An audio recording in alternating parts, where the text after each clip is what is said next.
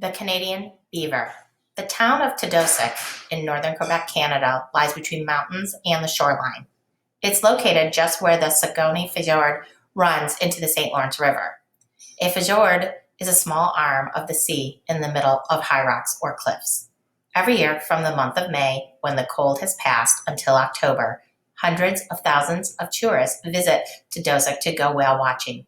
They pile into kayaks and small motorboats and search for hours in hopes of glimpsing a gigantic tail or fin. The waters around the small town are full of them. Baleen whales gather to eat the krill, small shrimp-like things that live here in abundance. Tadosic's water conditions make it the perfect meeting place for these enormous animals. Those visitors who choose to stay on land, however, might meet a different, furrier kind of creature.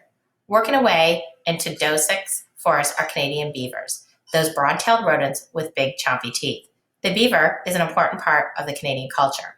It even appears on the face of the country's nickels.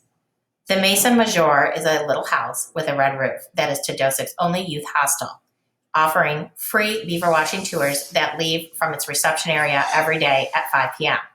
In the late afternoon, the webfoot animals wake up and begin to work through the night. For more than 20 years, the tours have been led by the same woodsman, an older man named Coco.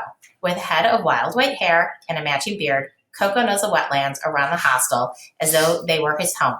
I prefer the forest to the sea, he says, explaining why he would rather take tourists into the woods and bring them out on the water to see the whales. Coco's beaver watching tours begin at La Anse La U, a quiet lake surrounded by dark green fir trees.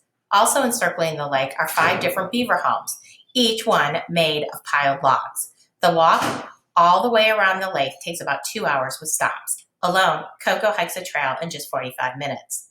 The path winds its way around fallen trees and every so often out at a rocky overlook over the lake. From there, you are likely to spot a beaver parent or pup, usually just a smudge of brown fuzz and a wide, scaly tail like the blade of a canoe paddle gliding across the water. Sometimes, if you're lucky, you might catch the entire family.